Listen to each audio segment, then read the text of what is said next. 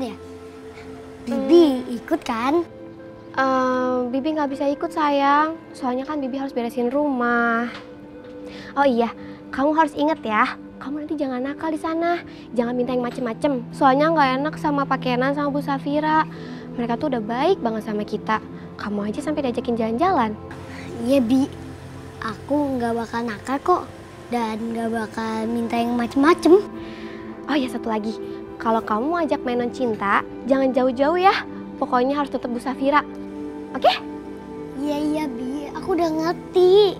Ya udah, kamu masuk sekarang. Ya? Iya Bi.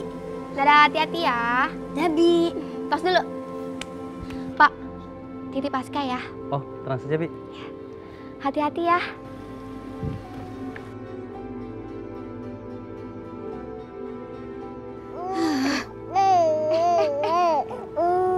Tapi mereka mau kemana ya? Coba deh, sana tuh. Dah, Aska.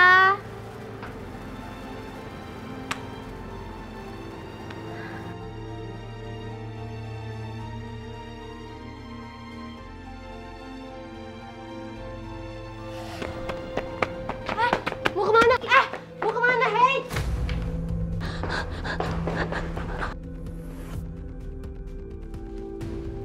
Siapa itu? Bu, apa ibu yang namanya Ibu Mala? Saya Sri, saya istrinya Farid.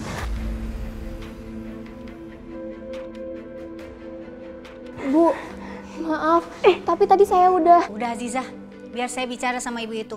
Ayo ikut saya.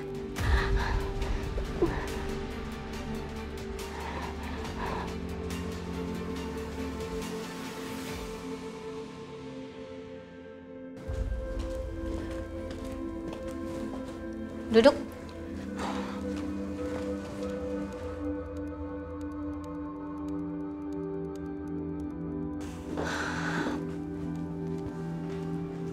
Sebenarnya apa sih mau kamu kesini? Bu, saya nggak habis pikir ya. Kenapa ibu memaksa suami saya untuk mengaku jadi pembunuh Ustadz Bagas? Kami memang orang miskin, Bu. Tapi suami saya itu orang yang baik-baik, Bu. Tidak pernah sekalipun suami saya membentak atau menyakiti saya. Bu, nggak usah drama deh. Suami ibu itu udah setuju, udah ada perjanjian hitam di atas putih dengan pengacara saya. Perjanjian apa? Saya mau tahu. Masa saya mesti ngasih tahu sih, Bu? Di dalam perjanjian itu, suami ibu sudah setuju untuk melakukan apapun yang saya suruh sama dia. Malahan di dalam perjanjian itu seharusnya ibu nggak boleh ketemu sama saya. Ini malah datang nyamperin. Nggak boleh ada orang yang lihat kita ngobrol, ngerti nggak? Bu, asal ibu tahu ya, suami saya melakukan perjanjian itu tanpa sepengetahuan saya. Anak saya tidak butuh uang ibu, tapi anak saya butuh kehadiran ayahnya, Bu. Bu, ibu nggak usah sok. Suami ibu sendiri yang datang ke saya untuk pengobatan anak ibu.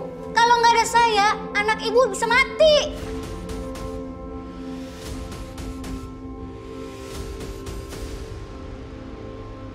Aduh, gara-gara aku lengah orang itu jadi masuk ke dalam rumah. Padahal kan Bu Mala udah baik banget sama aku sama Teteh.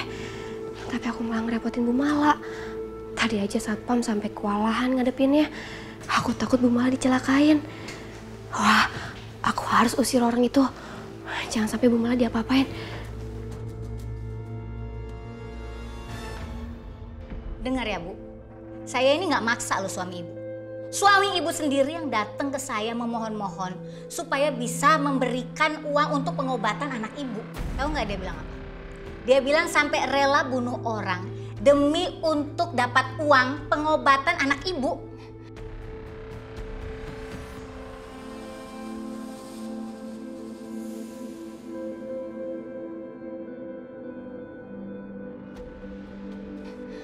Enggak, saya nggak percaya suami saya ngomong kayak gitu. Suami saya itu ngebunuh nyamuk aja nggak tega, Bu.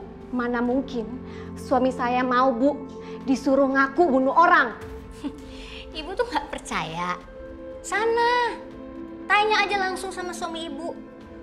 Lagian ibu mau ngapain sih? Kasusnya kan udah ditutup. Suami ibu itu udah di penjara. Ibu udah nggak bisa ngapa-ngapain. Ini pasti ada yang gak beres. Pasti.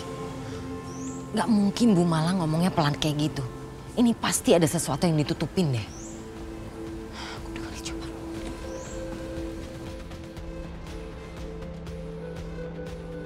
Enggak, saya nggak mau tahu, Bu.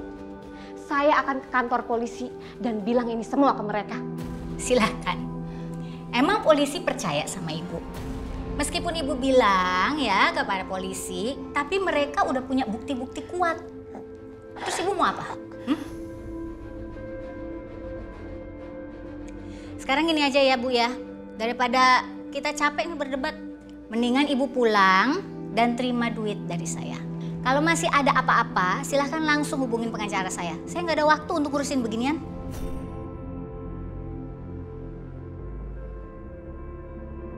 Apa aku nggak salah dengar? Jadi mereka bukan ngomongin soal Farid karyawannya Bu Mala, tapi Farid pembunuhnya Pak Bagas. Aduh, ngomong apa sih pelan banget? Bu Mala tuh kalau lagi marah ngomongnya nggak jelas ya. Apa kuping saya lagi yang nggak denger? Bu, saya nggak tega ngeliat suami saya, Bu. Jadi kambing hitam atas pembunuhan Ustadz Bagas, Bu. Bahkan suami saya harus dihukum sampai 5 tahun di penjara, Bu. Itu bukan waktu yang sebentar, Bu. Itu lama banget, Bu. Demi anak kamu yang sakit-sakitan itu, suami kamu rela untuk mengakui sebagai pembunuhnya Bagas. Kamu harusnya hargain dong pengorbanan suami kamu itu. Gini deh Bu, kalau ibu mau tetap tutup mulut dan gak berulah, saya akan coba ngomong sama pengacara saya untuk mempercepat hukuman suami ibu. Gimana? Bu, saya kasihan sama anak saya, Bu. Anak saya ini butuh kehadiran ayahnya, Bu.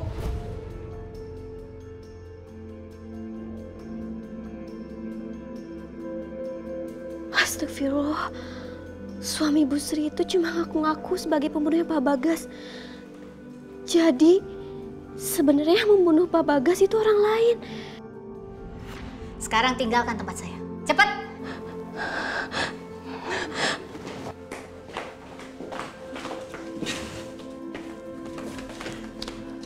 Bikin repot aja. Ya ampun, jangan-jangan semua ini cuma akal-akalnya Bu Mala. Bu Mala tahu di mana sebenarnya Naila. Dan bisa jadi juga Pak Kenan dan Bu Safira juga tahu tentang ini. Handphone. Aduh, aku harus telepon Pak Bagus. Handphone aku di mana lagi? Oh iya, handphonenya kan habis dipakai sama Aska dan aku just di dapur. Kinan gak pernah tahu kalau repotnya ngurusin kayak beginian. Azizah?